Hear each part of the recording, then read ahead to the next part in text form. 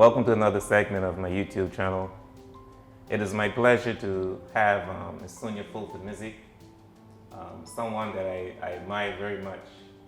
In fact, the theme of this video is not where you're coming from, is where you're going to. And I saw that where she mentioned her mother always told her that.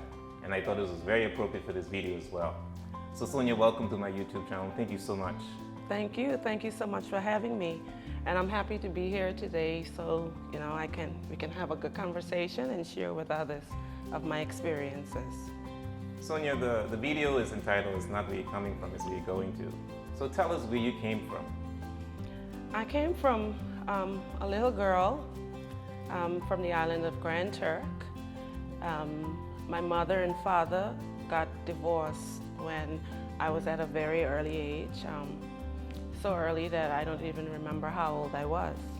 I believe from the stories that I was around 6 or so. And I grew up, watching my mom, who struggled very hard. At the beginning, it was 4 of us, 4 girls, working. She worked in the hotel industry. Most times, she worked double shifts. So me and my sister Barbara was we very quickly assumed the roles of homemaker because we had to take care of my younger sibling until the others came, and Della, who also had challenges with her speech and hearing. So yeah, basically we learned very quickly how to take care of the household, how to be responsible. And we had to do that along with our mother, who spent as much time in between those jobs to really teach us values of life and morals and those sorts of things that take us through our life. I admire that story very much. That's a great accomplishment for your mom and for your siblings as well, and for you, of course. Now, how did you get involved in sports? And when did you get involved, and how did you get involved? Well, my love for sports started from a very early age. I could remember us, when Mommy go to work, playing in the yard. We had this game where, because at that time we lived in South Baxalina, and we would run through the neighborhood. We had this tomboy game we used to play. Of course, we could have only told Mommy about it after we became women. When trucks are passing by, we would run and jump on the back of the trucks. These are things that only boys would do. But we didn't have any boys in our household then, so we were the boys. We would run and jump over use the wall as hurdle. And then we had this other one where the drum was rolling, so you would jump on the drum and roll it and see how fast you can, until one day I tried to step it up a notch by creating an extra hurdle. So I jumped the wall and then jumped on the drum and started rolling. I lost my balance, fell down, break my arm. Well, we all had a cut hip for that day. But I would say my love for sports started even before I knew it. And then as a pastime in school, of course, I started participating in school sports day and inter-island sport. I mean, I was champion girls many times in sport, and I started playing softball. So anything of that sort of recreation, I was definitely doing it. Okay. So when did you get involved in football or soccer? What is it, football or soccer? It's soccer for the North Americans and Mexicans. It's football for us. Okay. Yes. And I got involved with football very late in my life. That was after I was transferred to Provo. Well, not transferred. I came here to live, and I worked with the gaming inspectorate first, and then Dempsey and Company. And while I was with Mizik and Stanbrook, where I moved from Dempsey and Company, I can't remember if it was my sister Barbara or another friend who told me about them playing football at Club Med, because at that time we didn't have the football grounds here in Provo, so that was way back in the early 2000s. And I said, well, I don't know about that. I don't want to play that. And she said, well, you say you like to keep fit, and girls are losing a lot of weight by doing it. And you know how we go. Even if you're small and someone say weight loss, you want to sign up for it. So I then signed up to play. I started going up Club Med, had fun doing it, and very quickly the then coach Charlie Cook pulled me aside and he said, you're a natural. We're going to be putting some clubs together, and I'm going to make you captain of the Hurricane Club. And I said, captain, but I don't know anything about this sport. And he's like, yeah, but you're a natural. And I said, well, you know what? Put me in goal. I don't want to play out there, sprain my ankle or anything. Just put me in goal. And he said, no, you're too good to be in goal. Not that a goalkeeper is in, not that you don't need a goalkeeper or that's significant, but your technical abilities, you're supposed to be out there, you'll make a great defender. And I started playing, I fell in love with it, and then before then softball used to be my favorite sport, and football very quickly took over. And then you became the general secretary, I read somewhere? Yes, well, from playing, I started volunteering, and I think my first volunteer was to just go out there and help out with whatever they needed. And then there was discussions about forming a women's football committee because they didn't have one. And that assignment was designated to me. So we formed the Women's Football Committee. I was the first chairman of that committee, and the work included, putting together structured women's program, trying to formulate a league, and that sort of things, amongst many others. So I started off with the Women's Football Committee, and then my responsibilities just started stretching out into everything else from a volunteer standpoint. And fast forward, in early 2006, the then president went to, I think it was St. Kitts, where they had the Caribbean Football Union Congress. And FIFA was in the process of mandating that each organization, each member association should have their own general secretary, an assigned general secretary. And the reason for that was that FIFA was giving money to these member associations, and they felt that some of it was being misappropriated, and and they wanted a responsible person in the office who can be held accountable for it, who can manage that money and be held accountable. So our then General Secretary was Chris Bryan, who later became the president. He was in the role of General Secretary, but he still had his full-time employment at Project-Act. So the then president, vice president, and Chris Bryan invited me out to lunch one day, and basically told me that if I wanted the position, it was mine. And even though I wanted to jump up right there and said yes, I thought that I had to go away and think about it for more reasons than one. And I think immediately then, fear set in, because this was definitely something I wanted to do all my life, not football per se, but I always dreamed of working in a sporting environment, a sporting organization. And, I thought that, hey, finally it's presented an opportunity for me. Why is it so hard for me to make that decision? Well, for one, it's a nonprofit organization. And I think most times when we hear nonprofit organization, we think it's an organization with no money, all right? So, and whilst technically that was the case with the Football Association at that time, because they had a funded assistance from FIFA then of $250,000 a year. And what may have sounded like a lot of money then was not really a lot of money for the organization, because It was a fully ran and operated organization with its own facility. So there was those ongoing expenses that needed to be paid. And they had, I think, an administration officer then and a groundsman. So between the operational expenses and the salary for those two persons, it took away quite a bit of that money.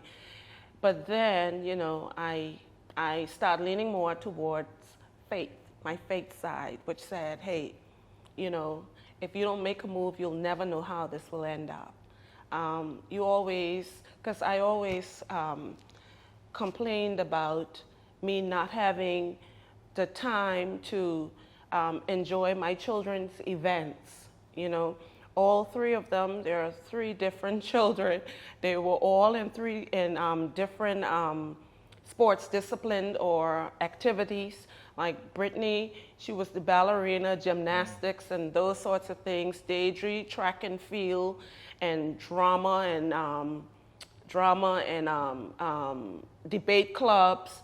And Ira was basketball, track and field. And so I had to split myself many ways, and it caused me to miss out on a lot of my events because at the time I worked for and with one of the busiest attorneys at Mizzek and Stanbrook, which, you know, a lot of my time was used in that direction. So I figured this is my big break if I'm gonna get any. I wasn't really concerned about the salary at the time. I didn't think that they would be able to afford to pay me what Mizzek and Stanbrook was paying me, or to even get the financial benefit in terms of the bonus that we got at the end of the year. I knew I would miss that. But what was big for me is that, one, I'm gonna have more flexibility, the time to spend with my children, my family, and to enjoy their activities and events. I wouldn't be missing that much more. Another one is that I'll finally get an opportunity to do what I love, what I really, really love. And, you know, I always smile and admire when people say, you must find something to do that you enjoy so much that you don't feel like you're working a day in your life. And I felt that this was my opportunity to say that and mean it and know that it's truly happening. And I was not gonna, you know, let go of that. I really didn't think about all the other benefits in terms of traveling or anything, but those were the basic things that made me make the move at the beginning. And I mean, that is very important. You know, a lot of times we pursue things because of the monetary benefits. No, it wasn't. But here you are, you know, demonstrating that it's something that you're going to do something that you much more love, significant than the financial benefit. And that's very important. And Sonia, you have, risen from the General Secretary of Turks and Caicos Islands. You're now in consul positions with FIFA and CONCACAF. Yeah. Tell us about that. I mean, I tell you the truth, when I saw that announcement many years ago, I felt so proud. I said, wow, someone from the Turks and Caicos Islands. I know. And a woman I know. is on this council. It was so significant. It still is so significant. It is very significant. Tell us about that progression. Well, yes. And you know, that progression happened when I was actually General Secretary of the Football Association. So I wasn't even the president of the Football Association here yet. But I think what happened over time, and I must, you know, I always like to give the respect to the executive committee that was in place at the time at the Football Association. That was the Chris Bryans and the Paul Slattery, Neil Coles. There was a couple of them who really helped me along with my journey. And when I say that, I mean in terms of giving me wings to fly. Because there were many times, and because they themselves were in full-time positions with their respective jobs, and I was the sole employee, apart from maintenance staff and so on, at the Football Association. I was the General Secretary, also known as the CEO. I was given opportunities to represent the Turks and Caicos a lot at different conferences, workshops, seminars, you know, even meetings that the president was, supposed to attend, depending on his schedule, he would ask me to attend on his behalf. And I think because of all of that, it allowed me, without even knowing, an opportunity to shine throughout the region. I was being recognized by top players in world football and didn't even know it. And, I wasn't doing it because I wanted to be noticed or anything, but I was in love with what I was doing, first of all. And, it is always a habit of mine to, whatever I am doing or whatever I am involved in, I always give it my 100%. I want to be the best at whatever I am doing, regardless. And, that's one of my mottos in my life. It's something I always aim for, and I think it worked out for me in this case. So fast forward, I believe, in Grenada somewhere, on a match commissioner's duty assignment, and I got a call from the CONCACAF General Secretary at the time, asking me to forward him my CV, my football CV, and as soon as possible. So I said, okay, what do you need it for? And he said, no, we will talk. We'll talk, in a few minutes. I'll let you know, but just send it to me very quickly. And which I did. I went, got up, grabbed my laptop, sent it off. And I think it was about a week or so after that, I asked him, I said, I didn't hear anything from you about what you asked. What did you need it for? And he's like, no, we're going to talk about it. We're going to see each other soon. And I'm like, okay, I guess it's nothing, So I was in my bed one day, and I heard all this talk about, because I knew that elections was coming up. I knew then that FIFA would be opening up, well, at the time I'm hearing, a position for a female member. I'm still farthest from my mind that I was going to be a part of it. And then news started shifting very quickly. I think the FIFA, it was the executive committee then, they had a meeting, and they decided that they would make 3 positions available for women on the council. And well, this was huge because never before in the history of FIFA anyone had seen this. And then there was, I was listening to, we get FIFA news that comes in because they're like 5 or 6 hours ahead of us, depending on the time change. Very early in the morning, I always get up to go and check all of my FIFA emails. And then there was this media release talking about elections, talking about who's contesting the women elections. And I'm getting excited, and I'm saying, oh, this is going to be great. There's my friend Lydia from Africa. Oh, and a newcomer from Asia. Oh, wow. And I'm reading up on these women. And then I saw Sonia from Turks and Caicos. And I was, no, this can't be right, because I didn't put my name forward, and I'm reading further, and they're explaining how these names came about.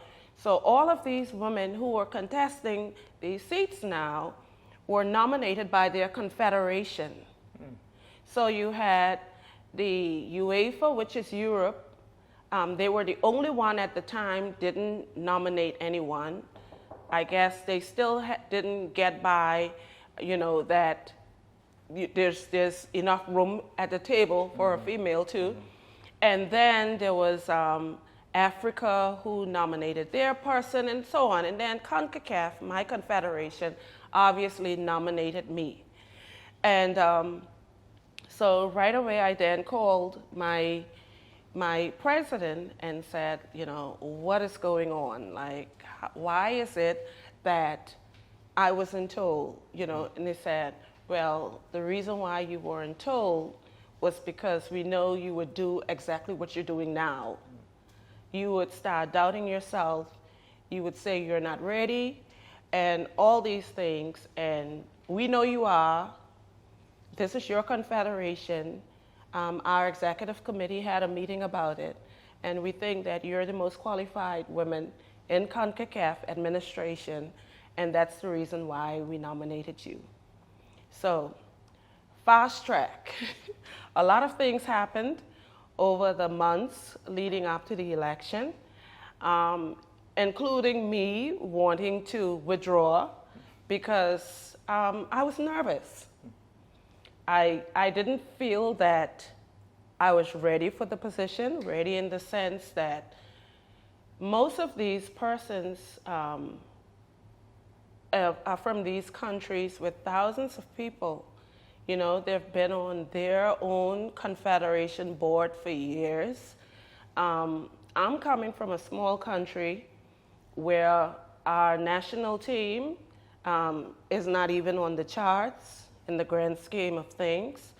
I'm a black female, and you know, I didn't think that enough people out there knew who I was. Not that it was a qualification to be on the council, but all of these things crossed my mind, and it made me doubt myself. So I told the president, like, you know, I heard talks that they wanted Mia Hamm to go for this position. I mean, everyone in the world knows her. She's an ex-professional player. Why not her? And he said to me, why not you? FIFA isn't looking for ex-professional players. They want administrators.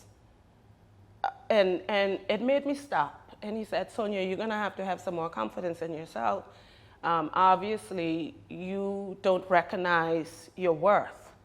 And you know, I'm one to get up in people's face and say, I know my worth. You can't treat me anyway. I know my worth. So when he said that back to me like that, it made me stop and think, do I really know my worth? And that was the fighting force for me, because my rebellion spirit came out. You know, from a kid, if you wanted me to do well in anything, just tell me I wasn't going to do it. And that made me stop and think, and I was like, yeah, I'm going to go for it. So that was the beginning of me, my elevation to the FIFA Council. Of course, once the election happened and I was elected, it then became another story, because now we're in the real world. It's happening. I'm there. This is the position that was talked about on every media network throughout the world, because history was happening. You know, this is the first time in more than 100 years anyone have seen a woman at the top table of FIFA representing anything. And I was one of those women. I didn't grasp it then. It took me a while, a long, long while, to really wrap my head around it and realize that this is really happening. This is where I am. This is a big deal. So now that I'm there and real things started happening, you know, it wasn't as straightforward as I thought that it would be, because I'm thinking, I do serve on boards. I serve on the CFU, the Caribbean Football Union board. I was co-opted to the CONCACAF board just before that. And now it's FIFA, so okay, I know how this worked, but I didn't know how it worked. I heard stories about men thinking that it's a man's world and that women should not have a seat at the table. And you know, sometimes, especially when you work in different environments where the same thing is said and it's a little bit better, so your expectations are like wide open.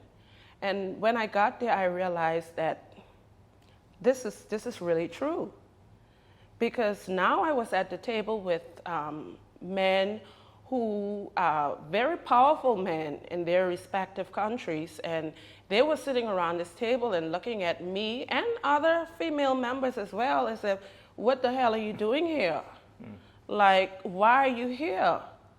You're not supposed to be here. And, you know, they didn't come right out and say it, but action said a lot, you know. And I remember the first meeting where I opened my mouth to make a comment, and the president was like, oh, thank you. And they made it was almost like a celebration. And I'm like, well, what I said wasn't that impactful or that significant. It was just important. Like, why a big celebration around it? But I realized that the celebration was because, okay, now we have women around the table, let's act like, so, and he very quickly moved on. There wasn't even a discussion, but it was like a lot of clapping there, oh, thank you. And a few comments after, one of my male counterparts made the same comment, but in a different way, and there was like a whole 10-minute discussion on it. And I think that was my first news flash that, maybe you're just a token here, but I didn't really let that deter me. A couple of things happened. One other quick story I'll tell you that, switched on the light for me. It was one of our older council member colleagues from Argentina. I remember us having a discussion. At the time, I believe it was, we were getting ready to implement all of these new regulations and everything. And I could remember me and my colleague from Australia, female colleague from Australia, making a comment about women's football and how more coaches, we need to make it mandatory that we at least have women coaches on women coaching, on female teams and all these sorts of things, something in that respect.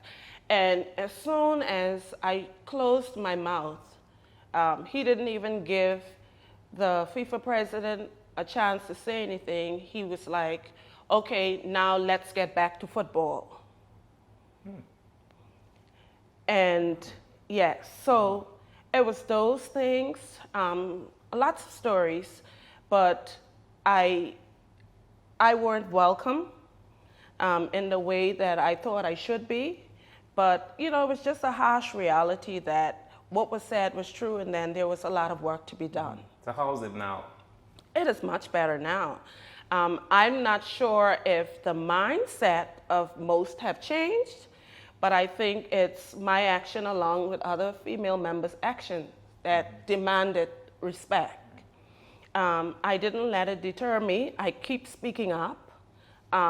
There were times that I had to check members. We say check when you have to really represent yourself in a confrontational manner. And I had to do that quite a few times because I feel that I had to make my presence known, and I had to remind a few persons that, number one, we're in the same position. Number two, we all have the same goal here, and I have something to offer just like you. And if I am going to respect you, then you're going to have to do the same to me. And, it took a few times doing that, and I guess of my own actions, and the respect was built. So it is much better now. Well, that is awesome. Sonia, I love the story.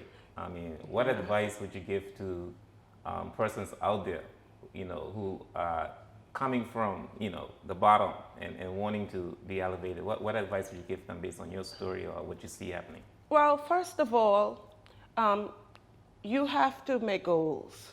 If you don't have any goal, you're not going to reach anywhere. You have to plan. And the theme of the show says it all to begin with. It's not where you come from, it's where you're going.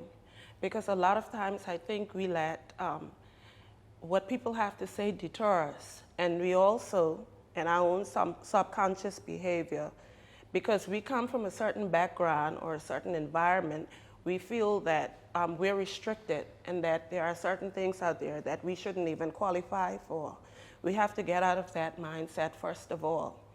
You have to be determined and committed to your goal. I think someone once asked me, what you break glass ceilings, what advice would you give to people who want to do the same? For us, and it's stemming from the same question you asked, I think, first of all, we have to offer support, whether it is financial, mental, physical, but we have to offer some sort of support for those that wanting to come up. We have to create a platform for them, because like myself, if you don't speak up, not much would happen. You know, whenever you raise your voice, whenever you speak up, things happen. And even though creating platforms are much easier than it was previously, there are still a lot of avenues, and there are still a lot of women out there need that platform created for them in order for them to elevate their voices. We have to create opportunities. That's one of the most important. We have to create opportunities, because a lot of times those coming up are not capable of doing it on their own. Someone created an opportunity for me. I created opportunity for others. For example, with my executive board. In the Turks and Caicos Islands Football Association, when I first got there, there was no female there. I was the first woman to serve on that board.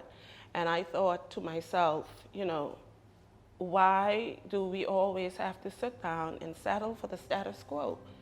Why isn't, you know, any woman on this board? Why do, and speaking with women out there, they feel, well, I'm not ready for that, I'm not capable. And I think sometimes people on the board make them feel that way, even though, you know, it has also a lot to do with your self-confidence. So I then felt that I had a job to do. I needed to educate these women, identify women who I think would best serve, educate them, you know, make them feel a little more comfortable and confident in themselves that this is not a table just for the men to sit around. There are seats there for us too, and you can do the same. And by doing that, today we have the majority of females serving on our football executive committee. And it's not because they're friends of mine, because we grew like family and friends after their appointment. It's not because they're women, it's because they're capable and they deserve a seat there too. But it took me and others creating that opportunity for them. So we need to go out there and create opportunities for them as well, and help them, and try not to close the doors that has already been closed. We need to open more doors for them. Well, thank you very much, Sonia. This has been a very, very inspiring story. And it's not where you come from, it's where you're going to. Right. And I encourage all of us to not focus on your background, but focus on where you're going to. And I hope that this story inspires you to move up and to go and get what you dream of, and pursue the dream that you want to do. Thanks again. Remember to subscribe to my YouTube channel.